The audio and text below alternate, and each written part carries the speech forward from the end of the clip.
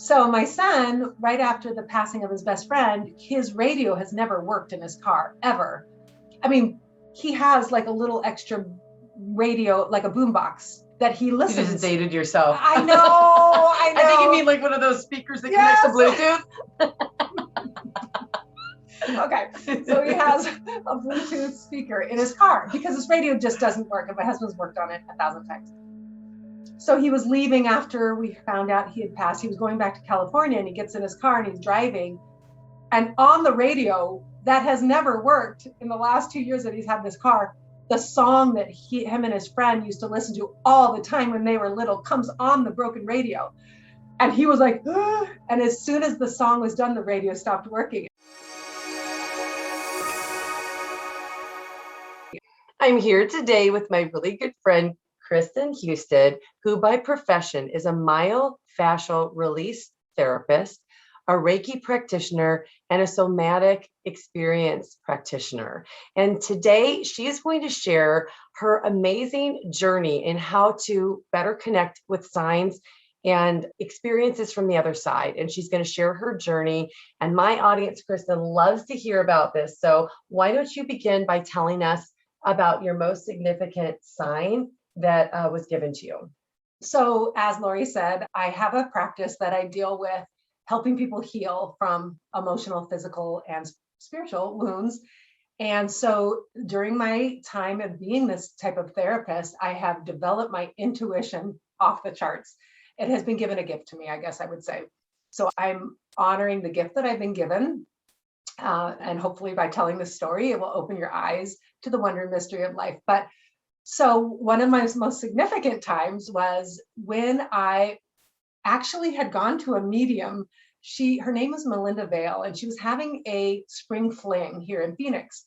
And I'm like, I don't even know what a spring fling is, but a client of mine invited me. So I went and I heard her for 2 hours read people in the audience of deceased loved ones that were coming through in order to give messages. And I was like, thinking to myself, I'm like, this is what I do all the time in my practice, but I've never really practiced it that much. But people come through all the time to deliver messages. So I remember after this spring fling, the next morning I was walking at the park. And I remember thinking, well, I'm going to practice my intuition. So I said in my head, I said, okay, there are any spirits out there that of my clients or my friends that want to come and practice so I can practice my intuition, I welcome you. And right away, a spirit of a young man who was dear to my heart and a family friend, like a son to mine, came through. And I remember saying to him, like in my heart, I said, oh, honey, I know too much about you to practice my intuition. So his spirit left. And so then 2 more spirits came. And it was actually a husband and wife, one of my clients. And I was thinking, I've never met them and how I know that it was them, but they came and they presented their name. And I said, well, hello, Mr. and Mrs. And I said that in my head. And I said, okay, so I'm practicing my intuition and I would love to practice on you guys. And the husband spirit went away, like right away. And I thought, okay, well, maybe he's shy. I mean, I have no idea how this works. And so I started practicing with the mom spirit. And I said, well, first I'm going to start with, what is your name? And she told me her name was Jane. And I was like, all right, Jane. And I thought to myself, like, really, is it Jane? And right when I said, is that really your name? There's a beautiful hummingbird came right up by me and was like, swimming or flying right by me. And I got the confirmation that was her name. So I said, okay, I'm trusting this is your name. So I went on with my little conversation in my head with her. And I said, so do you have a message for my client that I could relay to him in order to practice my intuition? And also you can give him a message. And she said, I love you so much. I'm so sorry for all your pain that you've been through. Your son who has passed away is with me, which was her grandson. We are happy. He is happy. We are with you all the times. It was this beautiful message. And I remember getting this download of the message. And I thought to myself, that was so beautiful, but it would be something I could make up, right? I could just say, hey, to my client, your mom came through and this is what happened. And so I said, I will definitely deliver that message if it's appropriate to her, to the spirit. But I said, now can you give me some specifics? And right away, I get this download of information. And I thought either A, I'm making it up and I'm crazy, but I'll find out when I test it with the client, or B, this is true. I'm really hearing from the other side. So I get right away. We lived in a white house when he was little on the top of a hill with a 5-car garage. And he had a favorite toy or truck when he was little that was red. He had a favorite chair that he would go to when he was sad, and a little blanket he would curl up when he was sad. I love his waffles. And when I heard that, I was like, like, really love the waffles? But I kept writing it down. I loved his waffles. Sorry for Joe or John. I couldn't hear what that was about. I had a silver car with a burgundy interior. That was my favorite. And your father had a black car with a black interior. That was his favorite. Sorry for your bankruptcy. You went bankrupt once, and it went on. So I remember writing it all down going, well, either this client's going to think I have lost my marbles, or I'm going to be like dead on because I heard correctly. So I said to her afterwards, I had to write it all down. I said, thank you so much for the information. If I feel it's appropriate, because it still was a little bit, all this is a little new to me, just feeling confident enough to express to others what I'm hearing. So I said, if this feels right, I will present this, your message and all of the particulars from from his childhood, if I feel it's right. Well, the time came, I was with the client and I felt it was right. And I said, well, hey, I'm practicing my intuition and your mom came through. Is her name Jane? And he almost fell off the chair. He's like, how did you know? I'm like, well, she told me. And he's like, and I go, okay, well, get ready. I like told him to buckle up the seatbelt. I said, this is what she said. You lived in a white house, a big house on the top of the hill with a 5-car garage. You had a chair, the waffles, Joe or John, and everything, the bankruptcy. And he was like, yes, he's like shaking. And I said, well, I'm practicing my intuition. And she wants me to tell you that she loves you and she's so sorry for all your pain and she's with you always. And so is your son is with her as well. And they are happy. And he still was just shaking. Like, can you believe that? I mean, he couldn't believe it. So after our session, our conversation, I get pictures on my phone of the White House on the top of the hill, the little chair that he used to sit in that his sisters gave back to him just recently when his son died. She showed me the chair, and that was a very healing place when he was little, and it is still a healing place for him now. The waffles his mom used to love. He used to own a restaurant. His mom would come into the restaurant and want him to fix waffles, but she loved it with vanilla in it, and that's not what he had in his recipe. So he would always mix it for her vanilla, and that was the one I was telling him, like, I thought I was losing it. But the waffles and the bankruptcy and the Joe or John was definitely family members that they had some issues with. And it went on. And so I was like, whoa. So I was kind of on a roll. So my next client came in. And should I tell about that? Yeah, I want to hear about that. But I actually have a question first. Mm-hmm. So when you said that little hummingbird came up right here, what did you interpret that to mean? When I was asking the spirit, is your name really Jane? I remember questioning that because I thought, it's really interesting to hear messages in your head because you can kind of think that you're actually talking to yourself, and that way it's hard. So I bet you a lot of people get messages, but they can't decipher that. So for me, I wanted to test that was her name. And when the hummingbird came, I got the message again that this was her name. And it was just the hummingbird was a sign that her spirit used to deliver a message. So you didn't think necessarily that the hummingbird was her? No. Okay. No. It was a message. It's like the spirit is using almost a confirmation. A confirmation, exactly. And that's how I get my signs too, through just when I see things, knowing that is a messenger. It's not her. It's not his mom was the hummingbird, but yeah. To him, what was the most evidential of all the information you presented?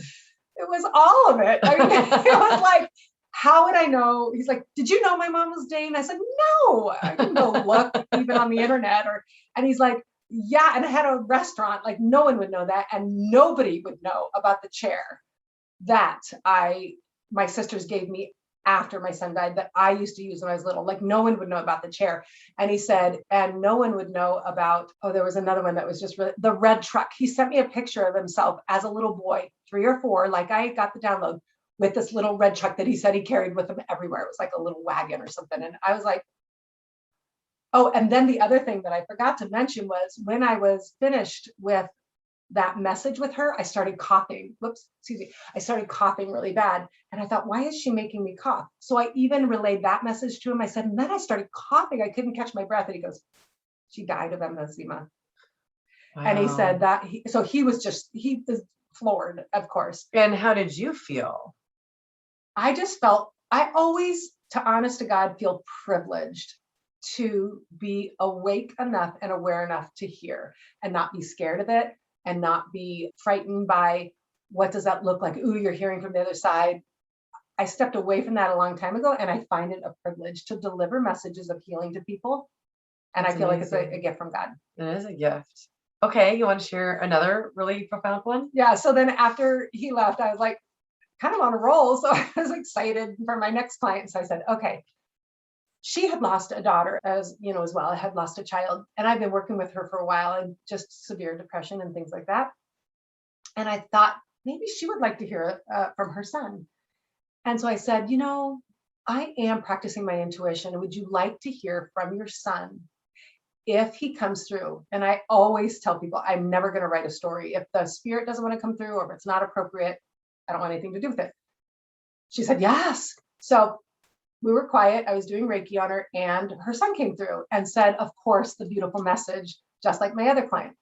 I love you, Mom. It wasn't your fault that I died. I was just in a confused place in my life. And it was, I love you so much and I want the best for you and all this stuff. And I told her, this is what he's saying. And again, that's super, super typical, right? You would think, yes, a loved one would say that. So I asked him, give me more. And then I heard, I miss the little house with a white picket fence out front where we kept all of our toys. I was around 3 or 4. We lived close to an ocean. And that's where we would play outside. And so I asked her, did you have the white house with the toys out front where the kids around 3 and 4? And did you live close to the ocean? She said, yes, we lived in California. We had a little bungalow and we had the toys out front. And the boys would always play out front. I said, well, then that's a message for you. And then he gave me more. He said, and I loved my dad's big truck. It was red, something like that. And she said, yes, my husband had a truck and the boys used to love to go in the truck. And I said, okay, this is a message for you. And then he gave me another one. He said, this was my favorite time of life. It was before my mom and dad got divorced. And this was my favorite memory. And I said, this is what he's saying now. Was this right before you got divorced? And she said, yes. And I said, I want you to know, I was telling my client, you have been given a divine gift today that your son is giving you this message. I would never know all this about you. And he is telling you that he's okay. And he's also telling you he loves you and he is so happy.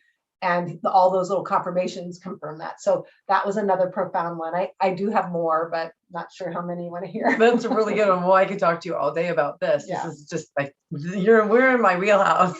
Yes. With signs and synchronicities. So you mentioned that you feel privileged that you've been able to get to the point where you're open enough to be able to hear. Will you elaborate on that a little bit so that people can understand what you mean, so that this is something they could maybe put into practice to be able to hear their own signs? Sure. So I've always been highly intuitive, and I do believe we all are intuitive. We get so clogged, or we don't trust what we hear. We get clogged by all our thoughts and our busyness in life. And actually it goes against us on that frantic pace. So for me, it was really about quieting my mind, because my mind would be, I would call it a monkey mind. It would always go on, and I was very active and I was always busy, and I never allowed myself the stillness to really hear. So when I started to get into meditation and really quiet my mind and my practice, of course, I'm quietly working on someone and I'm doing Reiki, or I'm stretching someone to release their fascial tissue. It's quiet. I started to hear all these things, and I'm like, I would start testing with my client, like, did your father, was he a farmer? And did he yell at you? And it was really traumatic when you were about 3 or 4 at the dinner table. And I would start to nail in people's lives, like, you were in a car accident, or you were pregnant when you were 15, or whatever it is I'm hearing, I would start to test it. And it started to be every single time, boom, boom, boom. And so now people come to me, and not only can I listen and hear and read the tissue from my intuition and from what God's telling me, it helps them heal. So it's kind of how I went. I love that. But yeah. That's amazing. I think one of the favorite stories that you've shared with me is about your son's friend. Yes. You want to tell that story of how that happened? Because I think that's incredible for everybody out there who has lost someone. I think it's really neat to know that when our loved ones need to get a message to us, they will find a way. Yes. I want to tell about that. And I want to tell about the man who lost 2 sons. So yes, I would like to tell both of those because they were profound. Yes. Okay. Go ahead. So when my son's best friend passed away not too long ago, and it was traumatic for all of us, he was like a son to me. And we had this special relationship for many years. And it was more a spiritual connection because anytime I would feel God would nudge me to reach out to him, I would do it. And it would be profoundly when he needed it. And he had some traumatic things that happened in his life, and it would be profoundly. So when he passed away, the day he passed away, I actually was hiking up in Carefree. And I remember getting a message that something sad was going to happen today. And I thought, oh, I hope, I said a prayer. I hope everyone's okay. And I was hiking and I got a call from my son, and I didn't answer it because I was hiking. And then I caught a call from my husband and found out that this friend of ours had passed. So it was so traumatic, and he was so special to us that in my heart, I had told him, because when he was alive, I always told him, you are going to be a healer. You are going to help heal many people. Bring to me whoever you need healing now that you have passed away, is what I was telling him, because I will continue the legacy that you've had on earth. I want to continue it when you're on the other side using Beautiful. me. So I opened myself up to that, and I told him, you bring anyone. Well, out of the blue, after the funeral and everyone's so sad, his grandpa calls me. I've never had his grandpa call me for a treatment at all, nor did he really knew what I did, which was really the interesting part. And he's crying and he says, Kristen, I need your help. And I said, well, sure. Do you need my physical help? He goes, I've been crying so much, my ribs broke. My ribs have broke, or I sprained them. And I said, okay, so you need physical healing. I said, I do emotional healing as well. He says, I want them both. I said, okay. So actually I went to his house for this because I know he was in grief, deep grief. And I get to his house and I said, how are you doing? And he goes, Kristen, I just want to know that he is okay. I just want to know that he is okay. I am so sad. I said, okay. So I started working on him to release his fascial tissue, which holds a lot of emotion. And as I'm working on him, I'm telling him how you hear from the other side. I said, sometimes you get feathers and they remind us of our past loved ones, or you see a penny. And if that message is that past loved one, then trust that. You see rainbows. And as I'm thinking of all the typical things that come to with past loved ones coming through, I get this download in my head and it says, tell Papa I miss watching the Cardinals games with him. And I was like, and I'm stretching it. And I was like, and I said, well, and I said to the spirit, I said, no, I am not going there. He is too fragile. I don't know if I'm hearing it right. I don't want to be wrong. And I hear this, tell Papa I miss watching the Cardinals games. I'm like, and he kept saying it over and over in my head. Finally I said to the grandpa, I said, I have an unusual gift. And he goes, what? I go, I'm just a little different. He goes, I accept you exactly how you are. He was like saying that. He goes, I love you no matter what. I said, okay, well, here it goes. And I am so sorry if I'm wrong. I feel like I'm getting a message from your grandson and it's saying, tell Papa I miss watching the Cardinals games with him. And he goes, I go, does that resonate with you? And he goes, yes, we watched it every Sunday. Oh my gosh, the Cardinals games. I go, did he call you Papa? And he goes, yes, he called me Papa. And I'm like, oh, phew. I kind of did that and I was working on him more. And then I hear another download. Tell Papa, thank you for loving me and always believing me when I felt like no one else did. And I said, does that resonate with you? And he said, yes. He told me that every time we got off the phone because he felt like I was the only one standing by his side through all his trials and tribulations. And I said, that was another one. And then another one came through that was, oh gosh, there's so many. Oh, this was a specific. Tell Papa sorry for wrecking your white Escalade. And I was like, for God's sakes, if I'm wrong on this one, I mean, everything I've said is going to be shoved to the side. So I said, did you have a white Escalade and did he wreck it? And he goes, yes, he wrecked the white Escalade. He tore off the side mirror and when he was just a terrible driver. And I said, oh my gosh, how would I know you had a white Escalade? And it was a while back. And he goes, oh, this is amazing. So he was so thrilled. He was talking to his grandson. And then then it was silent. And I thought, oh, thank God, it's silent. He's done. Then all of a sudden I hear this. Tell Papa I'm a man of few words and I don't know what to say. And it was comical. And so I go, oh, okay, now he's being funny. I said, I thought he was done, but he's saying now, tell him I'm a man of few words. And he doesn't know what to say. And he goes, he told me that all the time because he just never knew what to say. And I said, this is amazing. And so we were laughing and he was joyful. Another one came through about tell Nana. I didn't know he called his grandma Nana. Tell Nana I missed her chocolate chip cookies. And he goes, yes, we used to argue over the cookies. And the final one was a message for me, actually. So I hear another one. Thank you for taking care of my knee. And I remember going, now he's saying, thank you for taking care of his knee.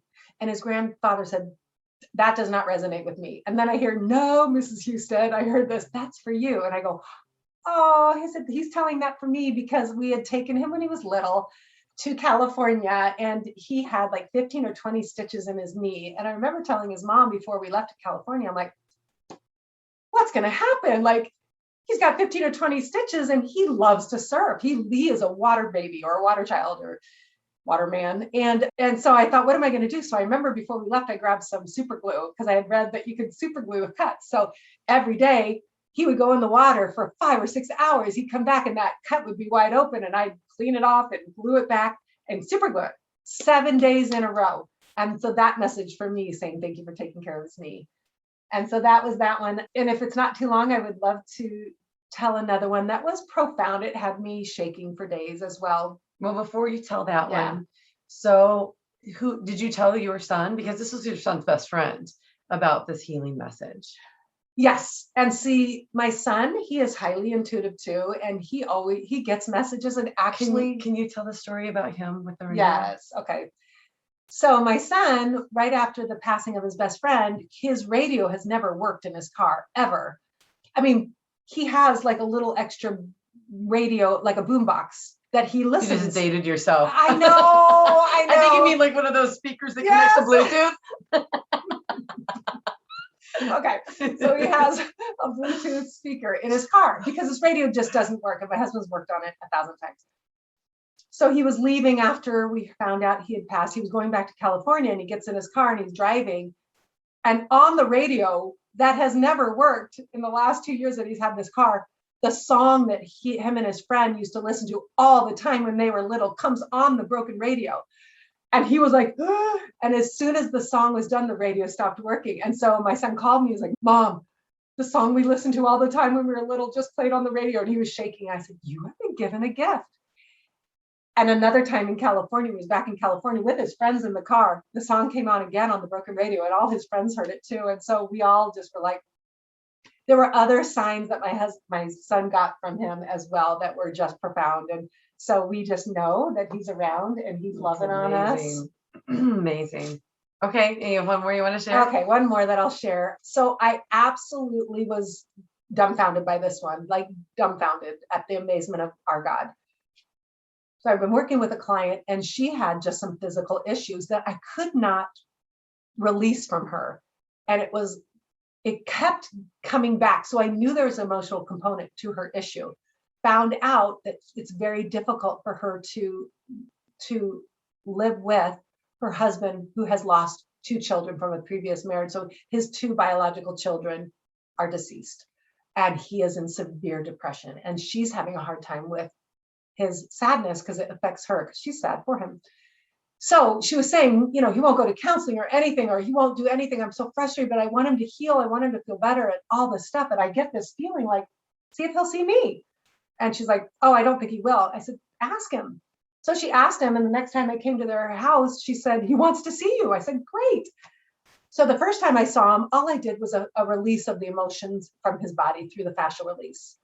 He had heard that I do Reiki and that I do healing, prayer, and touch.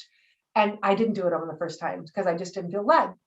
Next time I come to work with him, I come in the room and he's like, can we do some of that Reiki stuff that you do too? And I said, sure. So I stretched him for a while and I left 15 minutes at the end for Reiki. And when I do Reiki on new clients, I lead them in a guided meditation that kind of takes them up into the gamma state where they're relaxed and they're receiving. And I really do believe, and I know for a fact, we transcend dimensions and we come up to a place of healing. And I always take people up to the light, to God for healing. But this particular time, we only had 15 minutes. So I took them up to the pretty place that I usually lead people up to, the grassy meadow and all that. So I lead him up there and I leave him there for healing. And I'm just quiet. He's just laying there and I'm guiding him. And I leave him here. And I am so intuitive that I usually see what's going on. I knew he was getting a message of some sort, but I intuitively knew possibly his sons were visiting him, but I didn't see it. And normally I'll see it. So after the 15 minutes, I let him, guided him back down, and he opened his eyes and he goes, Kristen. I go, what? He goes, my sons. He was like shaking. He goes, my sons were in the pretty place. They were laying next to the grass with me. And he was turning his head like this. He goes, I saw their faces. They are so happy. And I said, I knew you were getting an amazing message. I just couldn't see it. He goes, they are happy. I've worried about them my whole life. They are so happy. And we cried and we just were in amazement. And he was smiling ear to ear. Usually he's a very somber man. So as I was leaving, I said, you have a light about you, to him. I got in my car and I was like, whoa, like what just happened? Next week I come back, and the first thing when I walked in the room, he said, Kristen, can we go see God again? And actually, before I had seen him, I met his wife as I'm getting out of the car and I'm walking in, and she goes, he thinks he saw God last week. And I said, he did. She goes, he couldn't stop crying all night long. And saying over and over again, I saw God. And I saw my boys and they're happy. And she was telling me this. And I said to her, he did. He did. I did. We did. I don't ask me how, but he did. She goes, oh. So then I go and I walk into the room and I set up my table and he comes in and says, Kristen, can we go see God again? So I said, absolutely. So we go and I give him a little stretch just to relax his body. And we go into the full meditation where I actually take him up and past the pretty meadow place where I left him last time. I usually have them dive into water because mostly we're water. Our beings are mostly water, right? And I say, you're shedding all your earthly concerns and you come up onto the shore where your past loved ones, your angels and your guides are here for your highest good and the highest good of those around you. And as soon as I'm telling him to come up onto the other side, it was like his boys were there. I saw it this time, his boys and his mom and his dad and all these past loved ones. He was having a family reunion. I could not get him to move on into the light, nor did I want to at that time. So I quietly left him there and I said, take in all the love. And I left him there for a while. But I knew we needed to get him up to healing to the light. So I said, bring your boys with you. And now we're going to go up to the light. So I lead him up to a guided meditation where he sits in the light. And then there I say, you are getting healing. And then I'm quiet. And so while I'm quiet, I'm seeing him with his boys and I'm seeing this. They're walking and they're talking and they're hugging and they're laughing. And I think I even saw them like sitting on a bench and just loving and catching up and just ridiculously beautiful. When it was time to come down, I led him down. I said, everybody here is coming with you. You have a support staff of angels and guides and God and your boys. Everyone's coming with you. They're never far from you. But dive into the water, go to the pretty place, come down, and I lead him back into his body. This time he wakes up and he goes, with tears in his eyes, he goes, Kristen, my boys are so happy. My boys are so peaceful. They are in a place of peace. I said, yes, they are. He said, and I never realized how much God loves me. And he kept saying that over and over again. He goes, I never realized how much God loves me. He loves me so much. And I said, yes, he does. He said, I grew up Catholic. And in my head, I always knew God loved me. But today he was doing this. But today I know God loves me and I am not alone. I have a team, a support team that everybody is with me. I am not alone. He goes, and I am okay. And he said, it was so sweet. He goes, I am okay if I close my eyes and never come back because I know I'll be happy. He goes, and I'm okay if I open my eyes and I'm here because so he's okay being here now. And this is a man who was barely living. Yes. Wow. And so, and that one I bawled and we still weren't done. So the next time I just was like, what just happened? And he was crying and I was crying. I come back the next week and this was actually the last time I worked with him and he wanted full on Reiki. And this time we just went right in and I took him up to the light and it was quiet and beautiful. And I saw intuitively that he didn't want to come back. I saw intuitively that he'd rather be on the other side. But I just was quiet and I let him back down afterwards and he opened his eyes up. And this was so beautiful because Kristen, this time I saw two gods, but they were one. I saw the God of the brokenhearted and the broken spirited. That's me. I'm brokenhearted. I'm broken spirited. And the God of the universe, but they are one. And they both love me so much. And I said to him, I know, I saw that too. And I said, I know you're ready to go to the other side. And he said, how did you know? I said, I just know. He goes, well, I'm just okay with whatever now. And I again was crying and he was crying. I said, this is why our paths crossed. This was why. Your boys are happy. They're with you all the time. God loves you more than you ever could realize.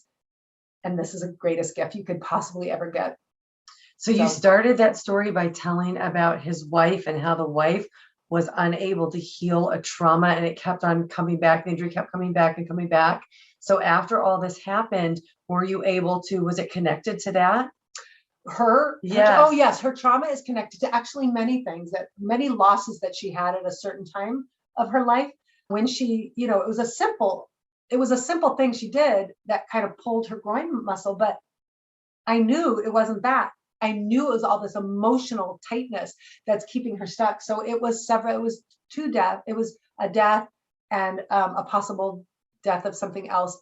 And then what her husband's going through. So that's her journey. I haven't actually worked with her since because they went on to their summer home after that. And so I am learning to let go of people's journeys because I don't write the story for them. And I don't know if they both are going to hold on to that or if they're going to let it go because it's their journey. All I know is they both were given a gift and I was a privilege to be a part of it, but that's their journey of how they take that gift and how they move forward and heal.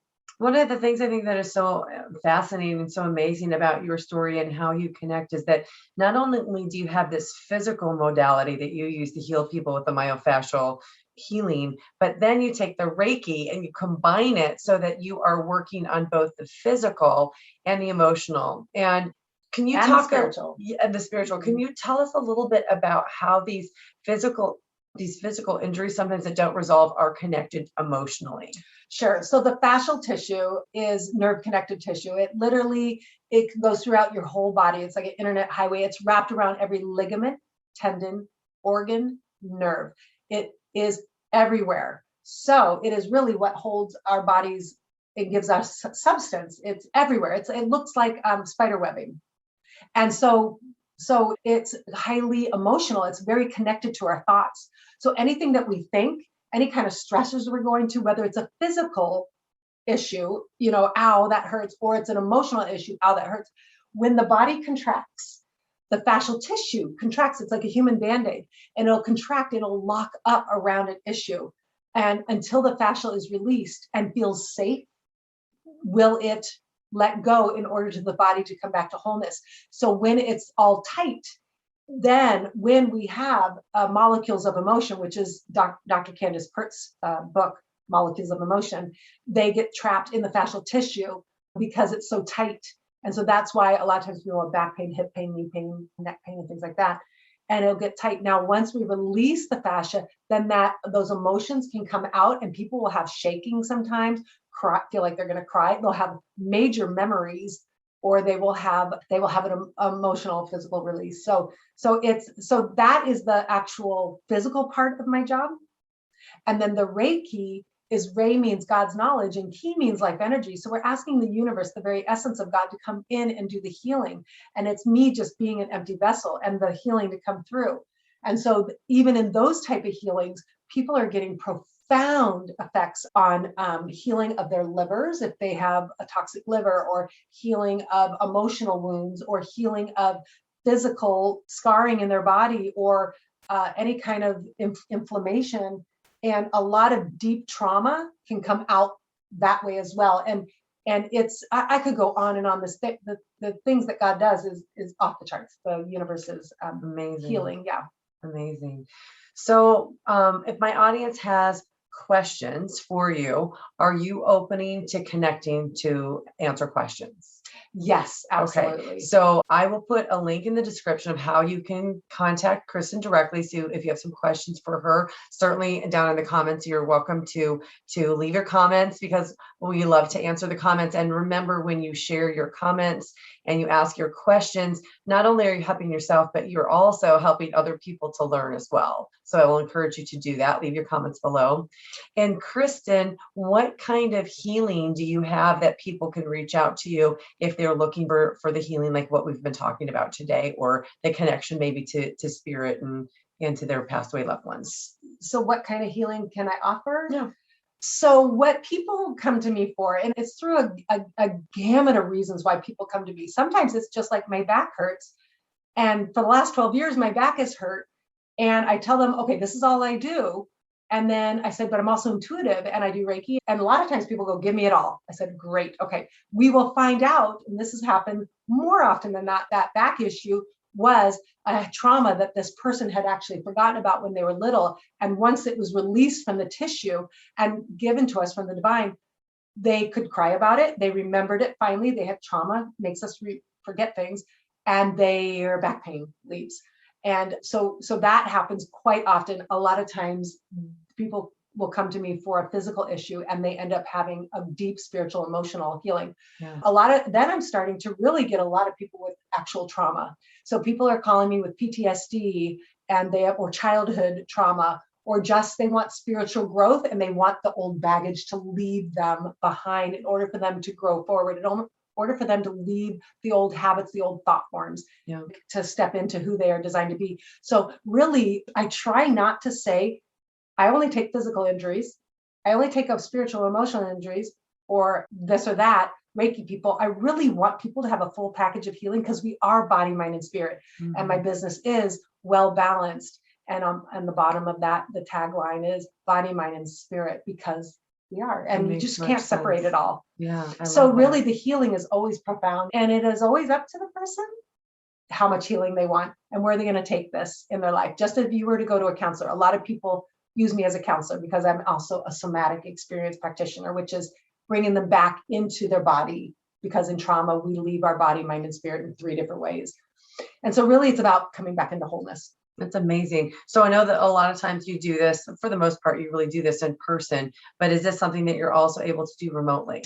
Yes, I can do it remotely. I have a lot of clients remotely that I've worked with. And one of them was where I caught that she had a mass on her breast. And she said, no. I said, it's yes. And so it's so divine how this works, how the energy works, how God can go through thousands of miles and deliver these messages of healing. And other clients that I have worked with remotely to help them through a sticky situation where their energy felt stuck. Maybe they're feeling stuck, not being able to move forward. Or I've worked with grieving parents remotely to help them calm their body, to help them heal. And then they progress forward in a more calm way. So just because I'm not physically in the room with someone, does not mean the healing can't happen, because then we're limiting, right? The universe, right. And we're limiting God, and there are no limits to him. So yes, I do remote readings. I do remote healings.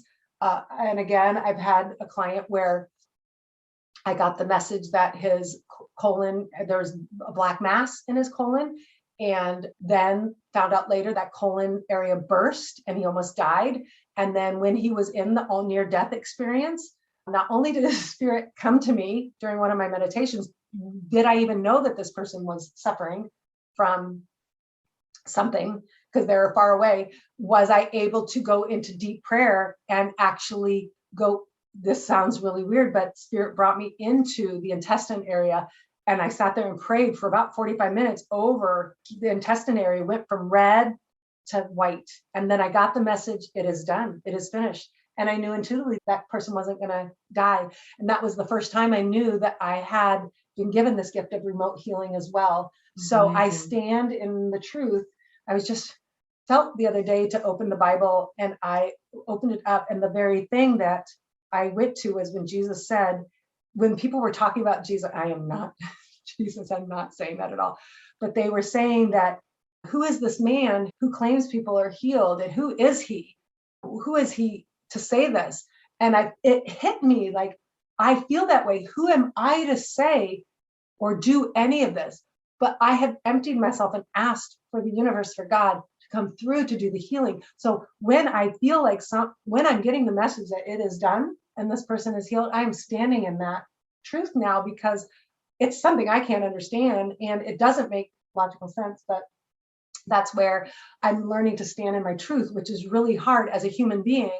You feel like a Pharisee, or you feel like who are you? But I do believe we all have been given gifts. And when we walk into the wonder and mystery of life, we will peel back our limiting beliefs and walk into, we're really asking, the God of the universe to come through. What limits does that God have? Nothing. So that's where I've taken my practice, and I have a very big passion for healing emotional, physical, and past wounds and grieving parents and PTSD and all that. Wow. So would you say that you affiliate with a religion then? I don't, because I know our God is so big, and I know that his love, this universal love, is for everyone. And I used to be very much in a box about that. And boy, was that box blown apart, because I know without a shadow of a doubt that love is available for everyone, and no one has to do anything to earn it. It is there. It is who we are. It is our birthright. It is that spirit is inside us. That light is inside us. I mean, in yoga, I teach yoga too. Namaste means the light in me sees the light in you. So I just feel like we all are, God is in all of us, and we all are spirit led. It's just how much we want to allow that. So yeah. I think love is the answer. Not that I'm perfect at it. I believe that love is the language of the universe. It absolutely is. Yeah. Okay. Do you have any final words that you would like to share with my audience? Don't stay stuck in your misery and your pain. There is hope and healing for everyone.